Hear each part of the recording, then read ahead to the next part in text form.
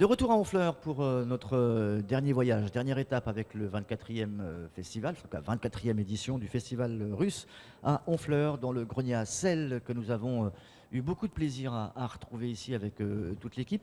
Pascal à mes côtés pour une petite chronique tout à l'heure encore sur la région normande. Et je reçois pour notre dernier invité, la clôture de ce plateau TV Radio, Nathalie Oléon-Papin qui représente, entre guillemets, la culture sur Trouville, en tout cas le service culturel de Honfleur. Honfleur, pardon, ça commence bien, je vais engueuler, le service culturel donc de Honfleur, mais pas que. La première question que j'ai envie de vous poser, Nathalie, c'est la culture à Honfleur, c'est pas que le festival russe, même si c'est important, c'est pas que l'image qui n'est pas un cliché, hein, mais l'image de l'impressionnisme et des peintres. Il se passe d'autres choses tout au long de l'année. Et on va essayer également de parcourir un peu, de voir ce que Honfleur propose comme culture aux touristes français et aussi donc aux étrangers. Alors le service culturel déjà, beaucoup de travail, je pense, tout au long de l'année. Oui. Voilà, une réponse à la russe, da. Alors que la culture sur Honfleur, qu'est-ce qu'il y a? Quel est le choix qu'on peut proposer? Vendez-nous votre ville. D'abord, je pense que ma ville n'a pas besoin de moi pour se vendre, déjà. En fait, nous avons des manifestations toutes les semaines. Alors, on a le festival qui est un grand moment, qui est un rituel depuis plus de 25 ans, qui est porté à bout de bras par Françoise Schnerb, et c'est devenu depuis très longtemps un incontournable.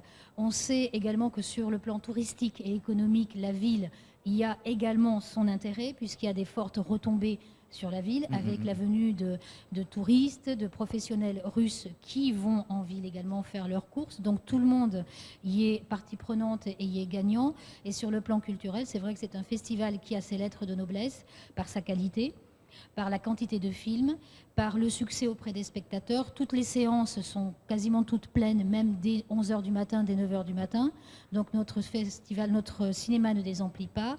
Ils ont également construit autour des séances des animations, ciné-concerts, conférences, tables rondes, qui attirent beaucoup de spectateurs, et en plus des distributeurs. C'est-à-dire qu'il y a des films indépendants qui sont des petits films, mais parfois de vrais bijoux, qui ne trouveraient pas forcément des distributeurs en France sans ce festival. Notamment l'an dernier, je me rappelle d'au moins un film qui a remporté un prix et qui, suite au festival, a pu être distribué en France. Ce qui est très important parce qu'en fait, sur l'ensemble de tous les films, ce que nous avait expliqué Françoise l'an dernier, l'ensemble de tous les films tournés en Russie, il n'y a qu'une très faible proportion qui sortent. Donc, si ces films, grâce au festival, trouvent un distributeur, peuvent sortir dans les salles françaises et européennes, déjà le pari est gagné. Et c'est ce qui se passe. Le festival aide à faire connaître la ville de Honfleur à l'étranger et en Russie. C'est-à-dire qu'il y a un échange donnant-donnant, gagnant-gagnant. C'est-à-dire que les films trouvent des distributeurs, ils ont une aura, ils sont vus en France, et en plus, l'image de la ville de Honfleur est valorisée en Russie. Ce festival est connu en Russie. D'ailleurs, ce n'est pas pour rien qu'il est soutenu par la Russie également, par la région, par le département, par la ville. C'est parce que le nom d'Honfleur est valorisé en termes d'image, de communication. C'est un événement très, très qualitatif pour nous. Je ne sais pas si vous pouvez parler au nom de la ville, mais il n'y a pas vocation à chercher à être concurrentiel par rapport à d'autres festivals, à Deauville, etc. Ce n'est pas le but du jeu pour Honfleur. On est tellement différent de Deauville qu'on est complémentaires. Ça n'a rien à voir. C'est un festival. La langue est très différente, le style de film familial aussi, et puis on est complémentaires. En fait, on a tout intérêt à ce qu'il y ait un festival du film américain à Deauville, parce que parfois les mêmes personnes qui vont au festival de Deauville viennent ici. Et vous avez un film russe qui est projeté aussi à Deauville. Normalement, il y a un petit échange qui est fait comme ça.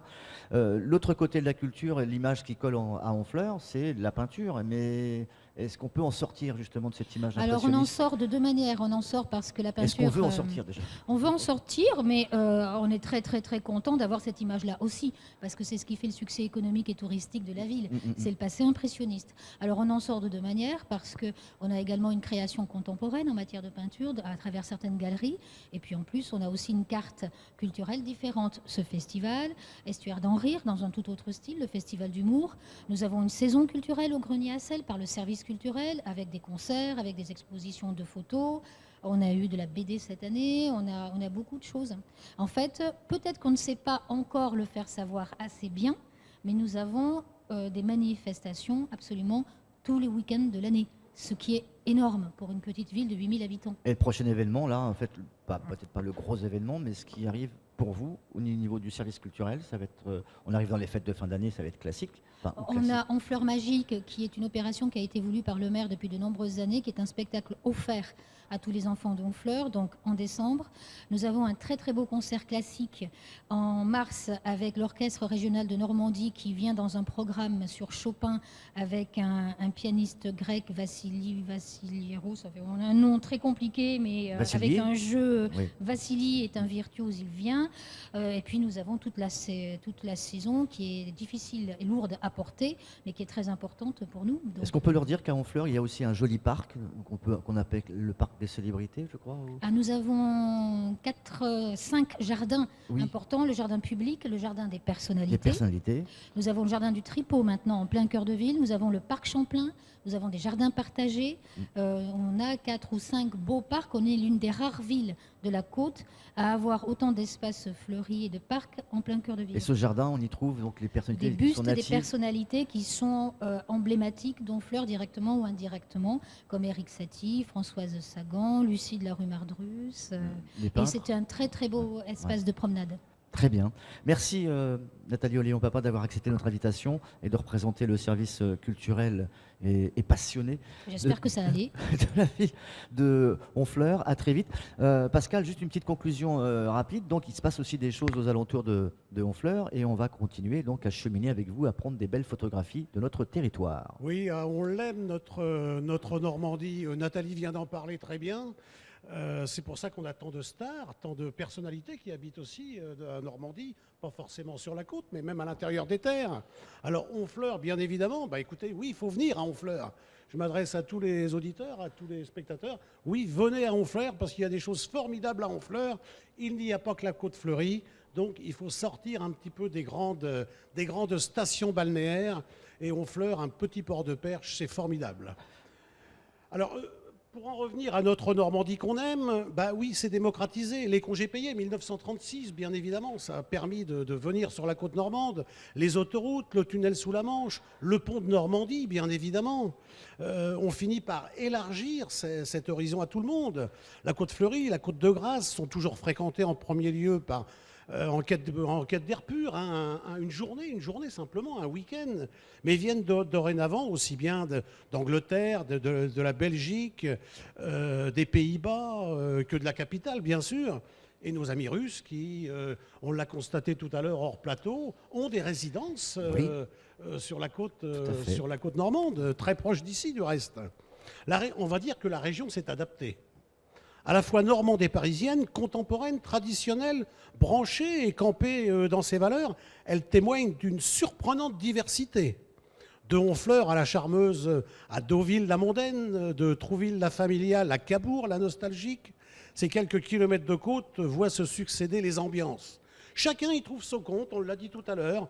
Bol d'air le temps d'un week-end, douzaine d'huîtres au bord d'un quai, ou si les huîtres ne vous conviennent pas trop, vous avez la côte de bœuf aussi, hein, faut pas l'oublier quand même, notre côte de bœuf normande. Hein, et les crevettes, bien sûr. Je crois même qu'on peut les pêcher là, sous le pont de Normandie, peut-être. Il me semble. Donc, pèlerinage sur les traces d'un amour de Swann, d'un homme et d'une femme, bien sûr, d'un singe en hiver, à 2 pas d'ici.